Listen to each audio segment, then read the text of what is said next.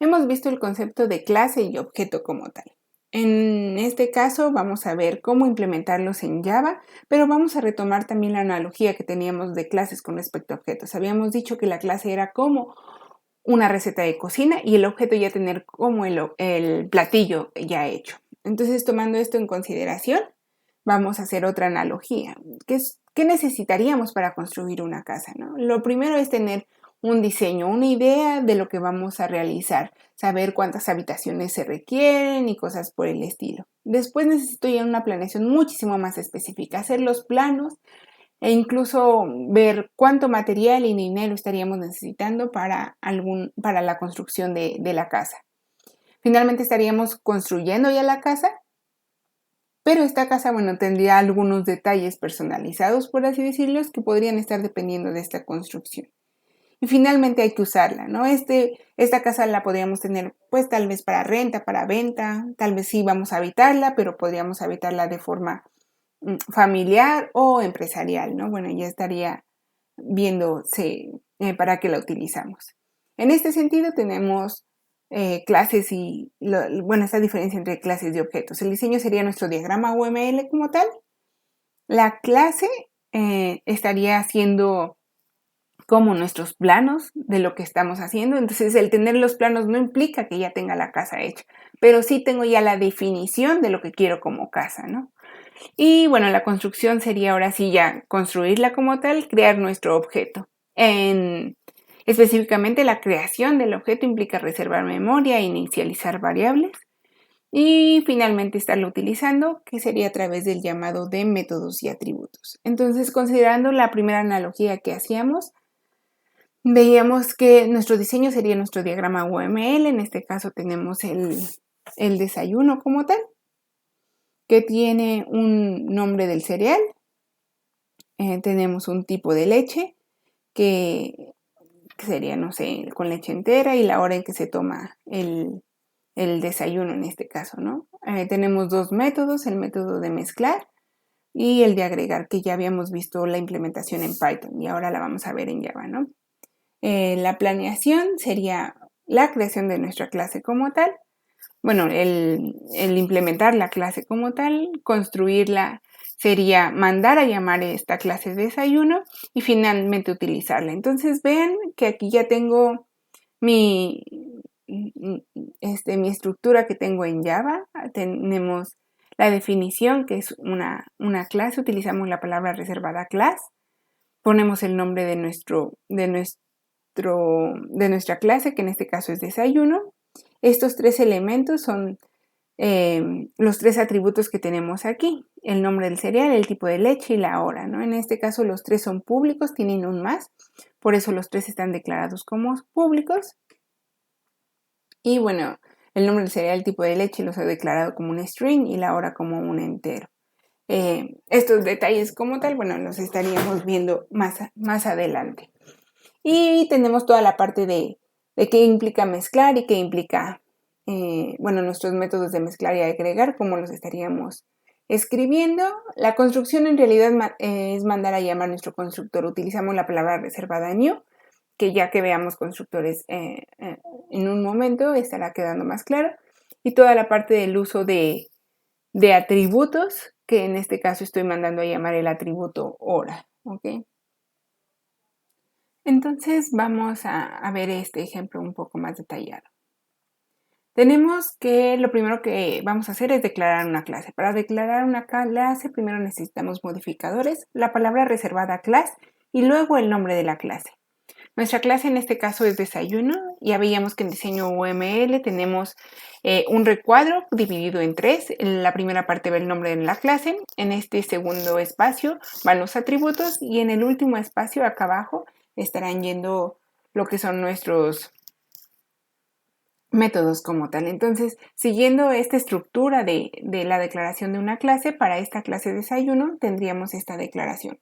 La palabra public nos va a decir el acceso que tiene esta clase, que entrando en herencia estaremos hablando más de los modificadores de acceso, la palabra reservada class y el nombre de la clase, que en este caso es desayuno.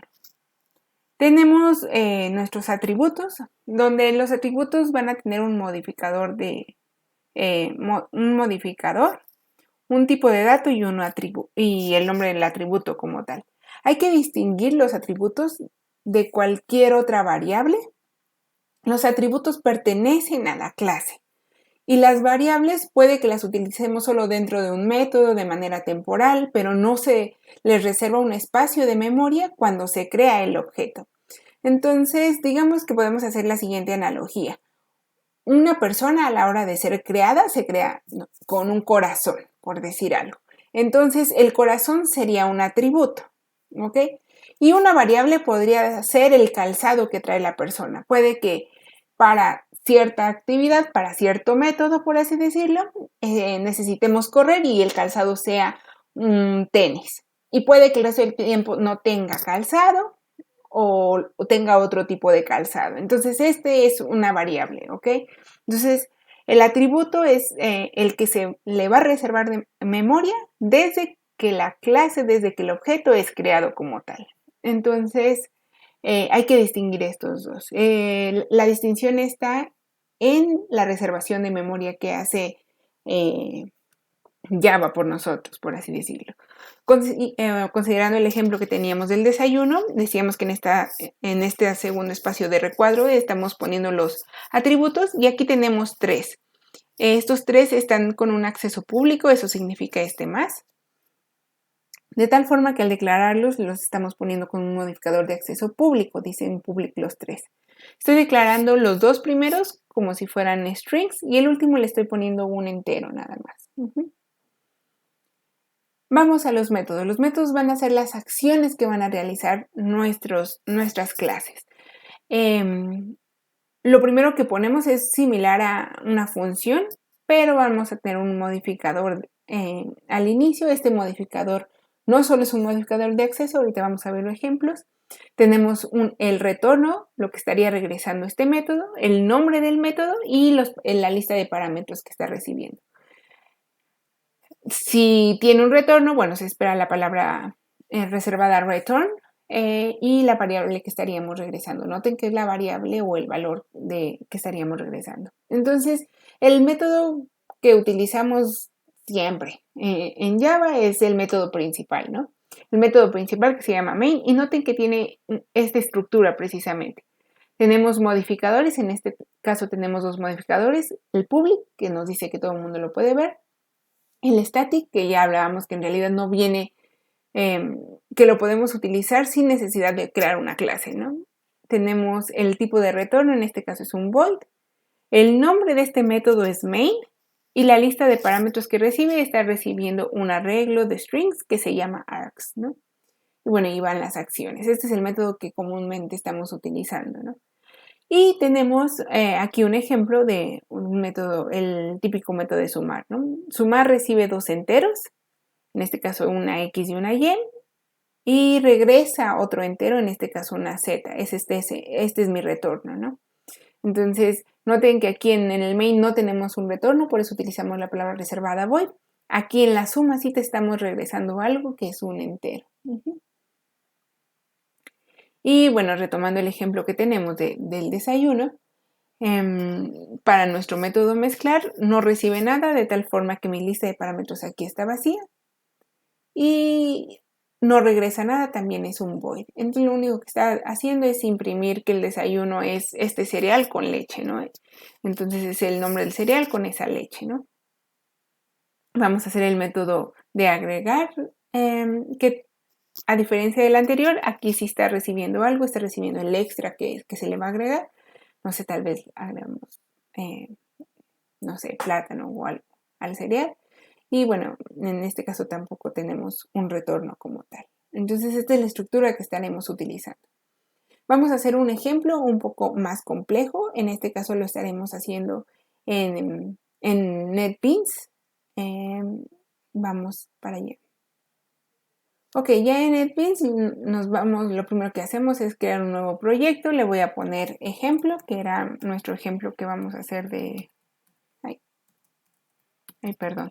Seleccionamos aquí primero que es un Java Project, le damos siguiente, aquí va el nombre de nuestro proyecto, que le vamos a dar que se llama ejemplo.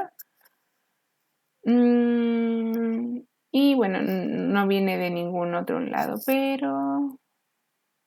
Perdón, es que... era una Java Application. Perdón, me equivoqué aquí al inicio. Nos vamos a Java Application, le damos siguiente. Ponemos el nombre ahora sí de nuestra aplicación y le damos terminar. Me ha creado una clase ejemplo. Noten que tenemos el main del que estábamos hablando hace un momento, ¿no? Entonces aquí en proyectos ya me aparece mi ejemplo que está aquí.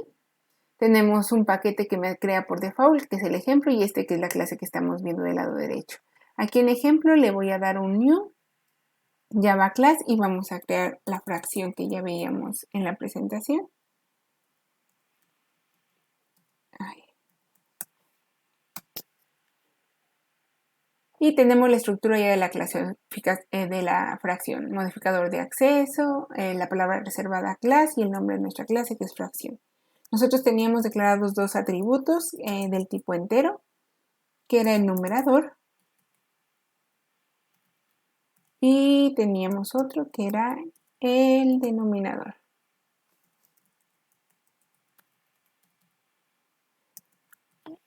Aún no tenemos aquí ningún constructor, sin embargo ya Java nos crea por default un constructor. Entonces aquí en ejemplo yo ya podría crear una fracción. Le voy a poner frac A, que va a ser nuestra fracción 1, le voy a poner. Y a la hora, para poderla crear, utilizo la palabra reservada new, el nombre de mi clase, y noten que no recibe nada. La lista de parámetros es vacía, porque por default Java me crea un constructor por default. Aquí yo ya tengo una fracción. Nada más para verificar voy a utilizar frac1 y ponemos, vean que ya me reconoce que tiene un numerador y que tiene un denominador. Entonces, bueno, regresando aquí a fracción, ya tenemos nuestros dos atributos y teníamos un método más. Era del tipo público y regresaba una fracción. Era el método de sumar. Y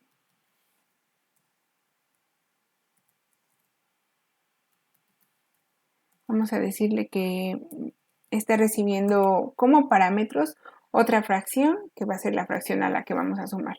Aquí tengo tres fracciones, ¿no? Supongo que yo quiero sumar el 3 más el 5. Entonces el 3 tal vez sería mi fracción inicial, esta de aquí. El 5 sería esta otra fracción que yo estoy recibiendo, que se va a llamar fracasumar. Y el resultado de ese 3 más 5 sería el 8, sería esta tercera fracción. Por eso tengo tres elementos, ¿ok? Entonces, lo primero que voy a hacer, vamos a hacerlo de la forma larga, es crear un resultado. Ahí estoy declarando una fracción que se llama resultado. Ahí solo la estoy declarando, entonces vamos a crearla y la creábamos con el new, ¿no? Entonces damos un new fracción y ahora sí ya tengo reservado espacio para esta fracción. Esta fracción resultado no es un atributo, es una variable que solo vive adentro de este método, lo que hablábamos de la analogía entre que la persona nacía con el corazón y no con zapatos, ¿no? Precisamente. Entonces aquí ya tengo un resultado y voy a hacer una suma por el momento, suponiendo que tengo el mismo denominador. Entonces solo estarían cambiando mi numerador y vamos a decir que el resultado punto numerador va a ser igual al numerador de esta fracción más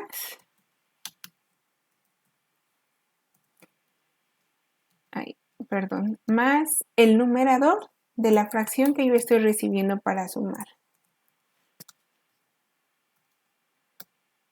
Y el denominador de ese resultado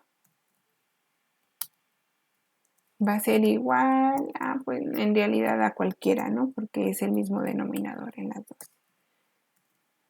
Y lo voy a regresar porque este es el regreso que estoy teniendo, es el resultado que yo voy a regresar, ¿no? Entonces noten que hace un momento tenía un error, ahorita ya se quita ese error porque estaba esperando precisamente este retorno, ¿no?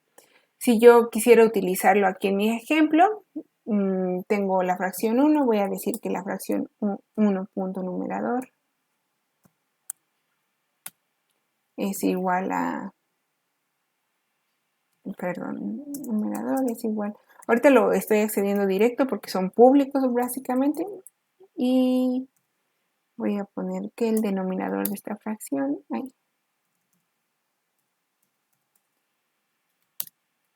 es igual a 5. Voy a crear una segunda fracción. Esta va a ser mi fracción 2. Nada más. Y voy a decir que tiene un valor de 2 séptimos. Y necesito una tercera fracción.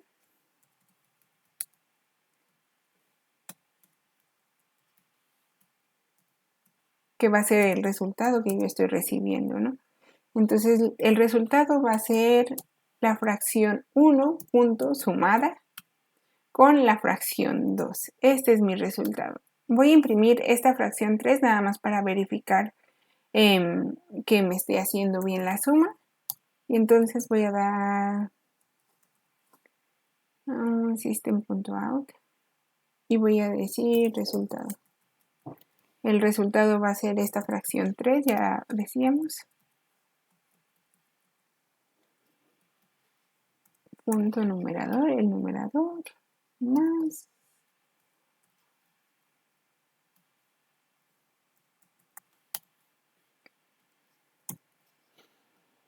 y bueno, ahorita en este caso voy a ejecutarlo, ¿sale? Entonces vean, mi resultado es 9 quintos, que es la suma del 7 quintos más el 2 quintos como tal.